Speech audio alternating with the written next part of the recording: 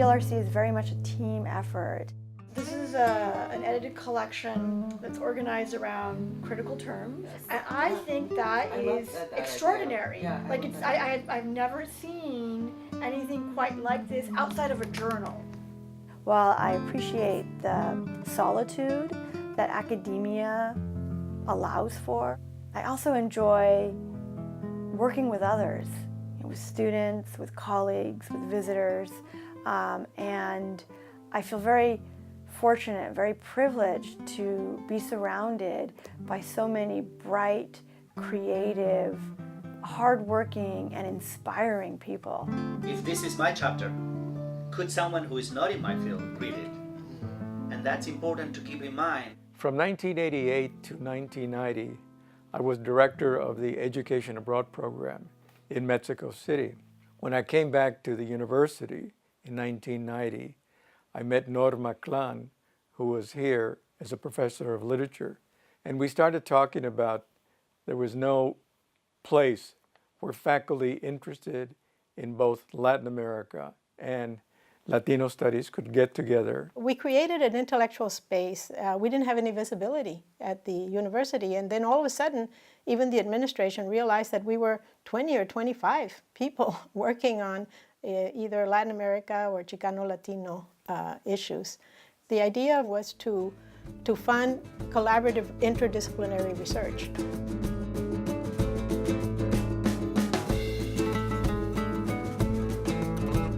Comencé a trabajar en el CLRC en el 2015, en septiembre, en el otoño, y yo no tenía experiencia. Y pues cuando me dijeron podía tener una internship ahí en el CLRC, me asusté, porque dije, yo no sé hacer nada de eso. We have this undergraduate research apprenticeship program. And our graduate student researcher, Alina Fernandez, has worked closely with a small group of exceptional undergraduates. And together, Alina and the undergraduate research apprentices created the CLRC archive. So I want us to think about what we want to say about the CLRC, like what is the story that we want. The Nuestras Historias project was to create the CLRC archive. And that was done by myself and a team of undergraduate students. Together, we processed, surveyed, deaccessioned, and organized the CLRC archive. So what we found in the CLRC archive was things you'd expect, like the original proposal to create the CLRC, grant applications, working papers, also collections of important magazines and the remnants of what was the Merrill Library. We were tasked with sorting through about 25 years worth of physical materials in the CLRC's office in Casa Latina at Merrill. And so what that meant is we're going through working papers from the 1990s to the early 2000s and really learning about what these sort of really early faculty had to say about cross-border perspectives. Teníamos diferentes secciones para archivar. Yo me encargué de revistas, de los pósters. Fue una buena experiencia porque aprendí a archivar. This is only like the U.S. intervention in the Caribbean. Wow. Dolores Huerta was here. In addition to our undergraduate research apprenticeship program, the CLRC supports students via our research clusters. The research clusters themselves are made up of these faculty coordinators, usually, and then students, primarily graduate students. When you assemble these people from different disciplines and they learn about the terminology of another discipline and they expand their horizons outside of their own departments, it will make them grow as a scholar. And we have often publish the results of a particular conference.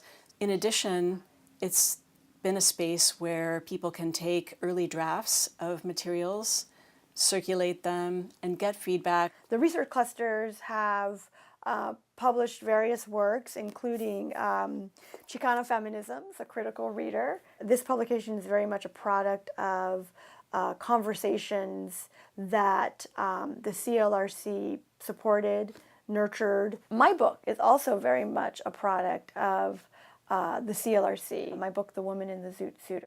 They funded my first book. So the book is called Power Interrupted, Anti-Racist and Feminist Activism Inside the United Nations. It was published in 2016. So the CLRC provided a community in which I could work on drafts. I could also talk to them about how you even get books produced. It was my first book. You know, I think the CLRC is essential for a lot of us who see it as a really important knowledge base for the work that we do, and it's partly why some of us entered the university, was we wanted to contribute to a space like CLRC. From the very beginning, we wanted to make sure that we did not become any kind of a research niche. We were able to begin working in a much more open way. I want to thank you for joining us at our final off-campus event for non-citizenship, a year-long series in which we've explored what it means to be a citizen and a non-citizen.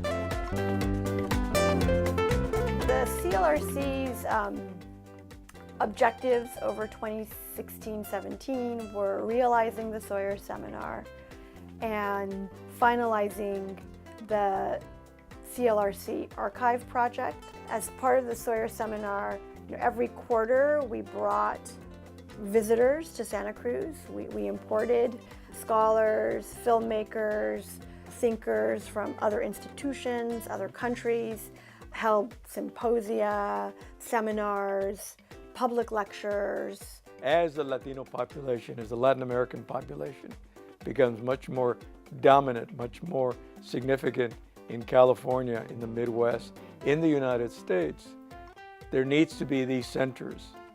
I think some people assume that we're sort of this niche, and one of my goals as director has been to show what Chicano Latino studies in particular have contributed and can contribute to not only Latin American studies, but migration studies globally, and to show that, our concerns are actually quite universal.